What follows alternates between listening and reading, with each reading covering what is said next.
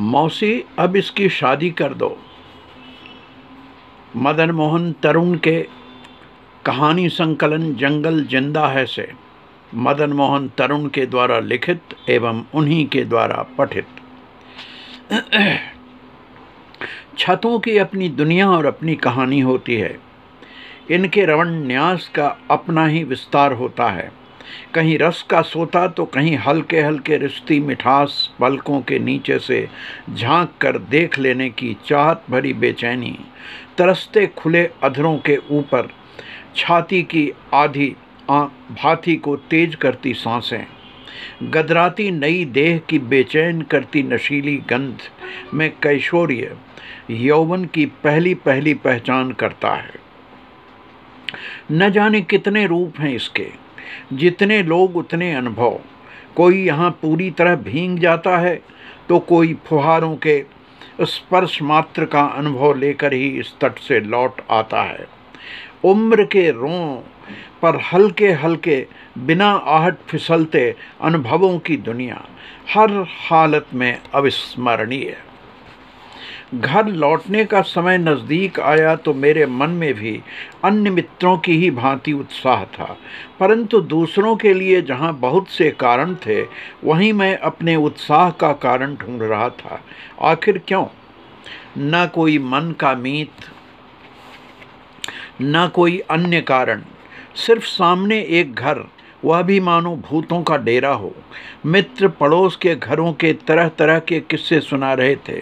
शायद वे लड़कियां भी इसी प्रकार उनकी प्रतीक्षा कर रही हों। खैर, घर छुट्टियों में आना था सो आ ही गया। पीकर मैं यूं ही अपनी छत पर गया, परंतु यह क्या, उस छत पर तो अच्छी खासी रौनक थी। भूथा मकान जीते जागते इंसानों का बसेरा बन चुका था। आवाज़ें, खिलखिलाहटें, बर्तनों की ढन ढन, लोगों का आना जाना, उन्हीं सब के बीच जब तब दिखाई देती एक भोली सूरत। मैंने उचक कर देखा, वह धूप में अपने बाल सुखा रही थी। मुझसे उम्र में थोड़ी बड़ी होगी, मगर उससे क्या। जहाँ कभी वर्षा नहीं हुई हो वहाँ बादल का टुकड़ा तो दिखाई पड़ा। दुनिया में ऐसी कहानियों की कमी नहीं जिसमें लोगों ने अपने से काफ़ी उम्र की महिलाओं से शादियाँ की हैं। अभिनेत्रियाँ तो अपनी उम्र से कम उम्र के हीरो को शादी के लिए फांसने के लिए न जाने क्या क्या करती रहती हैं। माना छोटा चुंबक बड़े चुंबक को अपनी ओर खींच नहीं पाता, किंतु बड़े चुंबक में चिपक जाने से उसे कौन रोक सकता है। बात तो एक ही हुई ना, चिपक जाओ चाहे चिपका लो। उसकी उम्र मुझसे कुछ साल से ज़्यादा नहीं होगी, और यह भी तो हो सकता है उम्र देखने में कुछ ज़्यादा लग रही हो। घर वाले शायद उसकी अवहेलना करते हों, इसलिए प्यार की भूख से उसकी उम्र ज़्यादा लग रही हो। कुल मिलाकर उम्र के लिहाज से अपने अभियान में रुकने का मुझे कोई कारण दिखाई नहीं पड़ा। स्कूल के दिनों में ऐसे अनेक उपन्यास चाट चुका था जिसमें प्यार प्यार को खींचता है, प्यार अंधा होता है जैसी थ्योरी खूब सुलगाई गई थी। इस मामले में मैं साहसी कभी नहीं रहा।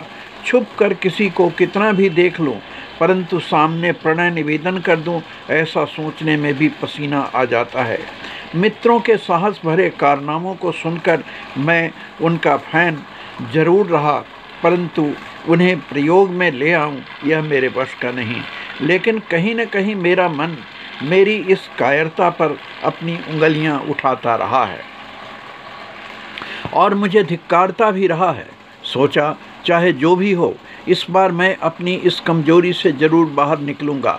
साहस करने का ठेका केवल दूसरों ने ही तो नहीं लिया, परंतु सवाल था उस लड़की का ध्यान अपनी ओर कैसे आकर्षित करें। खांसने, फिल्मी गाने के सूत्रों के प्रारंभिक प्रयोग के नुस्खे मैं कहानियों में पढ़ चुका था। कहानी लिखने वाले कोई साधारण लोग तो होते नहीं।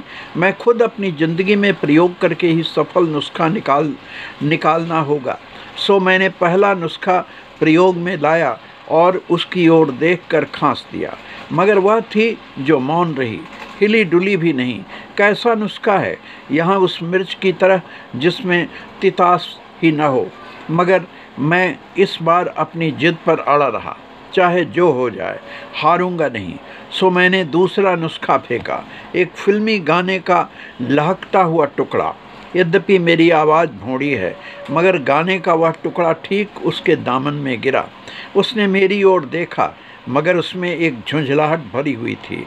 एक अपराजेय योद्धा की भांति मैंने हार नहीं मानी और कथा कहानियों के एक से एक नुस्खों का प्रयोग करता गया। अब मेरी समझ में आ रहा था कि पढ़ने के कितने फ़ायदे हैं। लोग यूँ ही पढ़ पढ़ कर अपनी आँखें नहीं फोड़ लेते, मगर मेरे नुस्खे सफल क्यों नहीं हो रहे हैं? मगर मैंने हार नहीं मानी, प्रयास जारी रहा। कभी खांसता तो कभी गाने का एक लरजता हुआ टुकड़ा फेंकता। पढ़ा था कि उर्दू की गज़लें ऐसे कामों में ज़्यादा कामगर होती हैं। सो रेडियो से सुन सुनकर मैंने कई लाइनें याद कर डाली थीं जो मंत्र की तरह काम आ सकती थीं, मगर कोई दवा काम ना आई। उल्टे अब छत पर मुझे देखते ही वह किसी कमरे में घुसकर तब तक गायब रहती जब तक मैं थक हार कर छत के नीचे नहीं उतर जाता। एक दिन सवेरे का समय था। जाड़े की धूप हल्के हल्के अपने पांव पसार रही थी।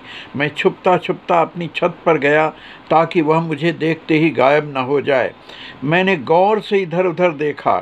उसकी छत पर एक छाया सी हिल रही थी। सोचा जरूर वही होगी। मैंने गज़ल का एक टुकड़ा उधर फेंका, मगर यह क्या? यह तो एक खन्नास सी बुढ़िया थी जो मेरी ओर जलती निगाहों से घूर रही थी, और वह उसके पीछे खड़ी हंस रही थी, जैसे मुझे चिढ़ा रही हो। जैसे मन ही मन कहा, चुड़ैल कहीं की, न जाने यह बुढ़िया क्यों जीती है, और अगर जीती है तो इसकी तीर्थ यात्रा का समय है। यह दो प्रेमियों के बीच टांग अड़ाने न जाने कहाँ से आ गई।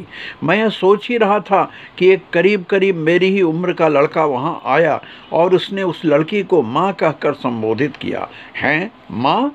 जरूर यह मुझे बेवकूफ़ बनाने की उसकी एक चाल है। इस उम्र में इतना बड़ा लड़का हो नहीं सकता।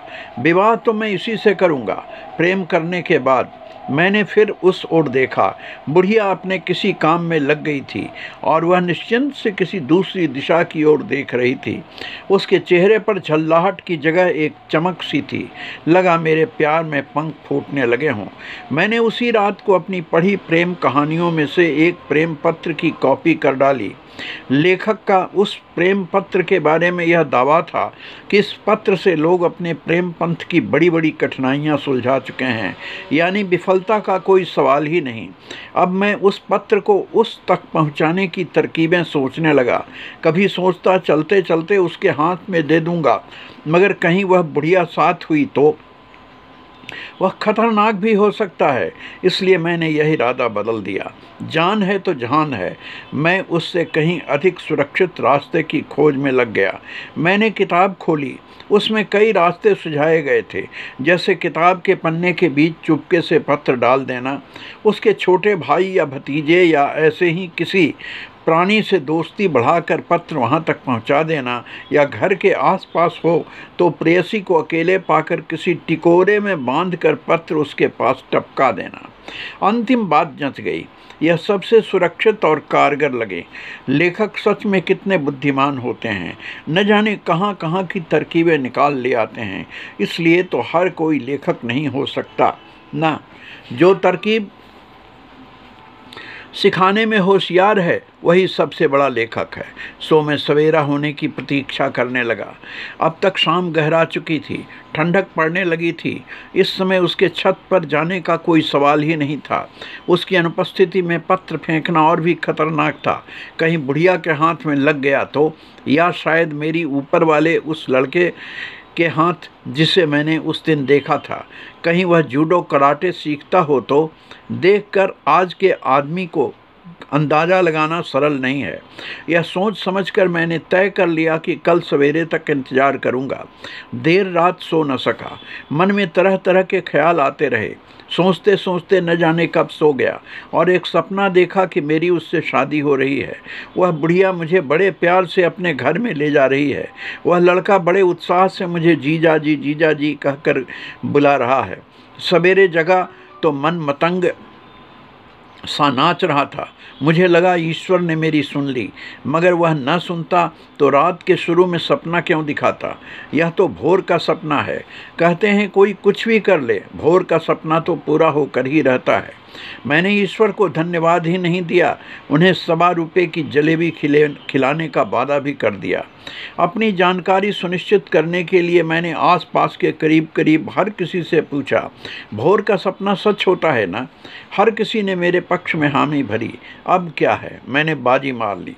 दोस्त सपने देखते रह जाएंगे और मैं उनके साथ होटल में पार्टी करने जाऊंगा, फिल्म भी देखूंगा। मैंने होटल और सिनेमा हॉल सब मन ही मन तय कर लिया। अभी सवेरा हुआ ही था कि मैं दौड़ा दौड़ा छत पर पहुंचा। मुझे आशा थी वह जरूर होगी। न जाने क्यों मेरा मन बार बार यही कह रहा था, मगर वहाँ कोई नहीं था। सूरज अभी तक नहीं निकला था, हवा में अभी सिहरन थी, तो जरूर वह सो रही होगी और मेरे सपने देख रही होगी। इसीलिए मेरा मन बार बार कह रहा था वह छत पर होगी, जागते हुए वह कर ही क्या सकती है, आखिर वह बुढ़िया जो रहती। मैं नीचे उतर आया। कोई बात नहीं, चिट्ठी सूरज उगने पर उसके पास पहुंचाऊंगा। अभी सपने देखो ओ मेरी प्रियतमा। जाड़े की धूप अंगड़ाई लेती हुई अपनी गुलाबी मुस्कान बिखेरती मेरी छत पर आ पहुंची। हल्का हल्का कोहरा उसकी रोशनी में शर्माया शर्माया सा लग रहा था। मैंने सामने देखा, वह अपनी छत पर खड़ी थी। उसके इस तरफ देखने में कोई उत्सुकता या सम्मोहन नहीं था, परंतु यह मेरा भ्रम भी तो हो सकता है। मैं कोई मनोविद तो हूँ नहीं। फिर ऐसी कहानियों के लेखकों ने भी तो बार बार कहा है, लड़की के उपेक्षा प्रदर्शन से भी नहीं घबराना चाहिए। यह भी उसकी स्वीकृति जताने का एक तरीका है। उनके सामाजिक नियम लड़कों से बहुत भिन्न होते हैं। उस समय उसके आसपास कोई नहीं था, सो उचित अवसर जानकर मैंने एक टिकोड़े में बंधा पत्र, जो रात भर अपनी प्रेयसी तक संदेश पहुंचाने के लिए मेरे तकिए के नीचे प्रतीक्षा करता रहा था, उठाकर उसकी छत पर फेंक दिया। पत्र भद की आवाज़ के साथ गिरा।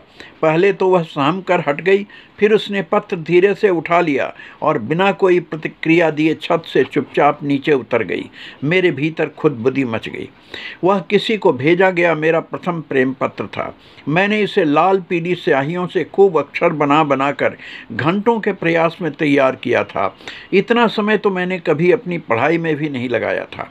अब मैं सोच रहा था वह अपने कमरे के किसी एकांत में चारों ओर के दरवाजे खिड़कियां बंद कर उस पत्र को पढ़ रही होगी। एक एक कर पत्र के अक्षर और रंग उसके सामने उभर रहे होंगे। अब तक उसने यहाँ तक पत्र पढ़ लिया होगा। उसके चेहरे का रंग आसमान की घटाओं सा बदलता होगा और वह भी कल्पना के पंखों पर उड़ान भरती होगी। जैसे मैं उसे लिखते पढ़ते न जाने कितने लोकों की यात्रा कर चुका था। हो सकता है अब तक उसने पत्र पढ़ लिया हो और अब जवाब लिखने बैठ गई हो। अब मेरी प्रतीक्षा की बारी थी। मेरा एक एक पल भारी था। जिंदगी में मैं हमेशा जल्दबाज रहा हूँ और कुछ करके दूसरे ही पल उसे भूल जाने की मेरी आदत सी रही है। लेकिन आज यह मुझे क्या हो गया है जिसे मैं पूरी तरह जानता भी नहीं। आज वही मुझे इतना अपरिहार्य क्यों लग रहा है। मेरे लिए यह सब समझ पाना कठिन लग रहा था। हर पल लगता जैसे मेरी चिट्ठी का जवाब उछाल भरता उसकी छत से मेरी ओर चला आ रहा है। विवाह का प्रस्ताव था। घर से निकल भागने का प्रस्ताव लेकर मैंने मन ही मन तैयारी कर ली थी। यदि उसकी जाति मुझसे भिन्न हुई तो सामाजिक क्रांति कर डालूंगा, और यदि कहीं उसने मुझे भाग चलने को कहा तो मैं उसके साथ भाग चलूंगा, कहीं भी, देश के किसी भी कोने में। मगर इन सब के बीच भीतर से आकुल मन चिल्ला रहा था, आखिर अब तक चिट्ठी क्यों नहीं आई। मैं कभी छत के नीचे जाता, कभी छत के ऊपर आता। मेरी समझ में नहीं आ रहा था कि मैं क्या करूं। दोपहर बीती, शाम बीती, पक्षी भी आकाश से वापस अपने बसेरों की ओर लौटने लगे। सूरज को किसी सांवली छाया ने अपने बाहुपाश में ले लिया, लेकिन चिट्ठी का जवाब न आया। दूसरे दिन सवेरे सवेरे मैंने घर में हलचल सी देखी। लगा जैसे जल तरंग सा बज रहा था। छत से झांक कर देखा तो वही लड़की, उसके साथ वही लड़का। करीब मेरी ही उम्र का। एकाएक सिर से पांव तक कांप गया, जाड़े में भी पसीना छूट गया। बाप रे, कहीं चिट्ठी दिखानी तो नहीं आ गई? अब बाबूजी हड्डी पसली एक कर देंगे, मेरी जान न बच पाएगी। मैं उनका गुस्सा जानता हूँ। सोच ही रहा था कि घर से निकलकर भागूं, मैंने महसूस किया कि माँ की आवाज़ किसी अप्रत्याशित अस्वाभाविकता की जगह प्रसन्नता की मिठास और खनक सी ऊपर आई। वह विजय को मिठाई लाने का आदेश दे रही थी। मैं खुशी से उछल पड़ा। जरूर वह विवाह का प्रस्ताव लेकर आ पहुंची है। मैं सोच रहा था क्या सोचेगी। देखने से कितना भोला भाला लगता है, मगर भीतर ही भीतर कैसे खेल खेल रहा था। उसके लिए लड़की तक ले आया। माँ जरूर मन ही मन मेरे चुनाव पर खुश हो रही होगी। मैंने छत से झांक कर देखा। माँ उस लड़की से हंस हंस कर बातें कर रही थी। अगर विवाह का प्रस्ताव लेकर नहीं तो परिचय बढ़ाने तो आ ही गई है। वाह, कितनी कुशल है। मेरा लिखा सार्थक हो गया। जरूर मेरे मन की मुराद पूरी होने जा रही है। मैंने खुश होकर भगवान को 1.25 किलो जलेबी और खिलाने का वादा कर दिया और मन ही मन पैसों का जुगाड़ भी कर लिया। भला ऐसे समय में माँ क्या अपनी मुट्ठी बंद कर लेगी? ना, नहीं, कभी नहीं। मैं अपने सपनों में मगन ही था कि नीचे से माँ की आवाज़ सुनाई पड़ी, टिंकू नीचे तो आ, देख कौन आई है। लेकिन यह क्या? जिस घड़ी का मैं अब तक बेसब्री से इंतजार कर रहा था, उसके आते ही मुझे क्या हो गया। बोलना चाहता हूँ तो बोल नहीं पा रहा हूँ, चलना चाहता हूँ तो चल नहीं पा रहा हूँ। दिमाग ने मानो काम करना बंद कर दिया है। मेरा सारा उत्साह एक भय में परिवर्तित हो गया है। लगता है नीचे जाकर मैं उसका सामना कैसे करूँगा, और वह भी अपनी माँ के सामने। ओह, मैं क्या करूं? उन किताबों में भी तो इस स्थिति का सामना करने का कोई तरीका नहीं लिखा है। मैं यह सब सोच ही रहा था कि नीचे माँ की एक चिढ़ी सी तेज आवाज़ आई, टिंकू सुनाई नहीं पड़ रहा है क्या? मैंने माँ की पुकार का क्या जवाब दिया, यह तो मुझे याद नहीं, परंतु मैं अब तक सीढ़ियों से धप धप करता नीचे उतर चुका था। मैं सबके सामने निठाह खड़ा था। समझ नहीं पा रहा था कहाँ खड़ा हूँ, किसे देखूँ, क्या बातें करूं। माँ ने कहा, अरे खड़ा क्या है, देख तो सही कौन आया है। इस समय न जाने मेरी पलकों पर कौन पालथी मारकर बैठ गया था। चाहकर भी मैं उसकी ओर देख नहीं पा रहा था। बड़ी मुश्किल से अपनी पलकें उठाकर मैंने उसकी ओर देखा। वह मेरी ओर देखकर मुस्कुरा रही थी। उसके पतले गुलाबी होठों से उसकी सलीकेदार दंत पंक्तियां चमक रही थीं। उस चेहरे पर अद्भुत जादुई आकर्षण था, परंतु उम्र कहीं अधिक झलक रही थी। उस चेहरे पर मेरी आंखों की पुतलियां जम और फिसल रही थीं। मैं थोड़ा सावधान होकर अपने को सहेज ही रहा था कि माँ की आवाज़ ने मुझे चौंका दिया। आंखें फाड़ फाड़ कर क्या देख रहा है? यह रमा है, मेरी मौसेरी बहन की बड़ी बेटी। बचपन में यह मुझे गोद में लिए चलती थी और तुम भी इससे खूब हिले मिले रहते थे। मगर हाँ, तुझे कहाँ याद होगा यह सब। तू तो उन दिनों मुश्किल से 1.5 या 2 साल का रहा होगा। इन्हीं दिनों इसका विवाह हुआ था और वह विवाह के बाद अपने पति के बाद कलकत्ता चली गई। मौसा जी भी कुछ दिनों बाद नहीं रहे। दीदी भी गांव चली गईं। फिर किसी का आना जाना नहीं हुआ। अब अपने बेटे को अपना पुश्तैनी मकान दिखाने आई है। फिर माँ ने कहा, देख तो कितनी सुंदर है मेरी बहन। उम्र ने जैसे इसे जरा भी छुआ नहीं है। मेरे लिए यह सब समझ पाना कठिन हो रहा था। लगता था जैसे तनिक देर पहले कि मेरी पूरी दुनिया ही बदल गई और किसी इंद्रजाल चालित दुनिया में आ गया। मैं स्तंभित और अबाक खड़ा था। माँ ने पास ही खड़े उस लड़के की ओर संकेत करते हुए कहा, देख यह महेंद्र है, रमा का बेटा और तुम्हारा छोटा भाई।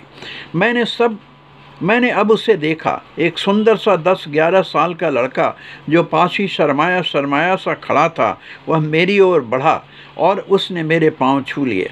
मगर मैं स्तंभित सा खड़ा रहा। यह सब सर्वथा अकल्पनीय स्थिति थी। मैं कहाँ के लिए चला था और कहाँ पहुँच गया। मुझे तो जैसे काटो तो खून नहीं। माँ ने अब भी पत्थर के बुत की तरह खड़ा देख किंचित क्रोध से कहा, अरे नालायक, खड़ा क्या है? अपनी बड़ी दीदी के पांव छू। मेरे मुंह से निकला, पांव? यह सब देखकर उसकी मुस्कान अब एक उन्मुक्त खिलखिलाहट में फूट पड़ी।